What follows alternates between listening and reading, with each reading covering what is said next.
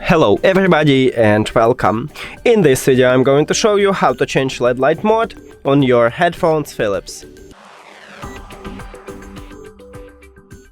So basically we have a few options how to change LED light mode. Is to buy a control or in the application. So let's start with the application, just open it and then go to running light. And right here we have three presets, so soul, slow blink, fast blink or always on. It's up to you, choose the best one for you. Just click on it and that's it. But also we can use a control as I said before. So right here near to the right headphone we have this plug, and near to the plug we have power button. Press one time to change this mode. So I'm just pressing it, and as you can see I swap to slow blink and we have this LED light. Then click again, press again, and fast blink, always on, or the last time is to turn off.